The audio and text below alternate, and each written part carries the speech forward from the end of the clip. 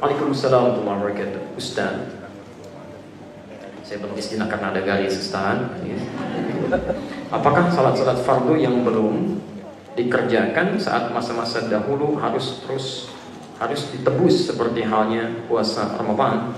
Tapi para ulama berbeda pendapat dalam persoalan ini. Yang pertama, Imam Syafi'i berpendapat bahwa karena salat itu ibadah inti yang tidak boleh ditinggalkan dan kemudian melekat kefarduannya bagi setiap muslim, maka setiap orang yang pernah melewatkan salat dalam hidupnya dalam keadaan dia beriman, ingat, dalam keadaan dia beriman, bukan dalam keadaan sebelum beriman. Ada non muslim misalnya nggak pernah salat, bersyahadat masuk Islam, nah itu tidak perlu dia memikirkan salat-salat yang dulu yang dia tidak kerjakan dalam keadaan tidak ada imannya. Dengan dia bersyahadat gugur semua dosanya dan bertobat dalam keadaan yang baik. Karena itu mohon maaf ya, saya agak sedikit lompat sedikit saja. Kalau ada orang mau masuk Islam, itu jangan dibimbing dengan kalimat yang banyak-banyak, apalagi diminta istighfar.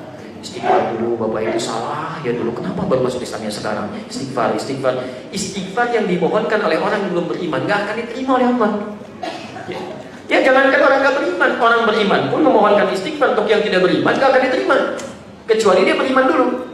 Dicepat kalau ada yang mau masuk Islam, langsung bimbing Bismillah, ucapan syahadat seketika. Dengan kalimat syahadat yang diucapkan, dengan tobat yang dia lakukan, gugur semua dosa-dosanya, dibuka lembaran baru.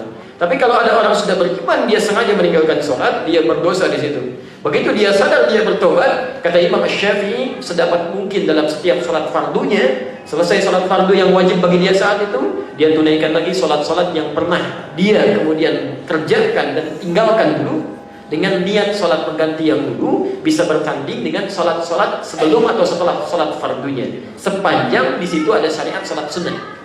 Misal qobliyah zuhur ada, ba'diyah zuhur ada.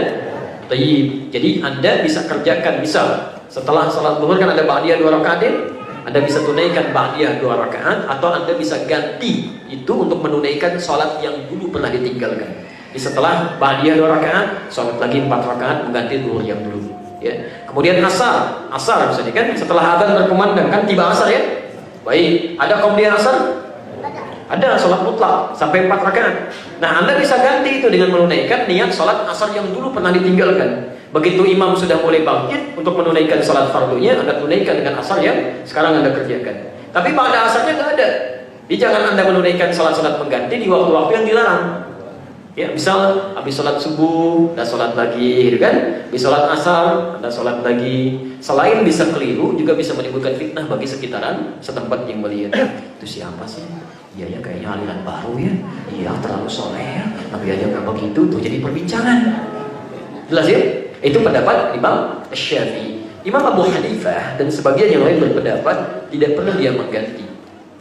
Karena dengan tobatnya, dan kalau serius tobat dia lakukan seperti petunjuk di Quran surah keempat ayat 17 sampai dengan ayat 18, maka gugur semua kesalahan yang telah dia perbuat.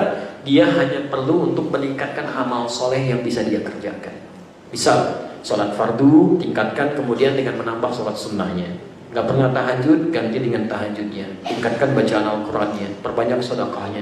Itu bisa menutup yang dulu-dulu yang pernah dikerjakan.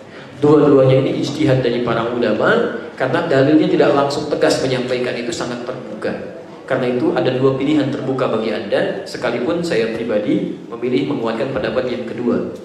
Menguatkan pendapat yang kedua gitu ya. Jelas di sini?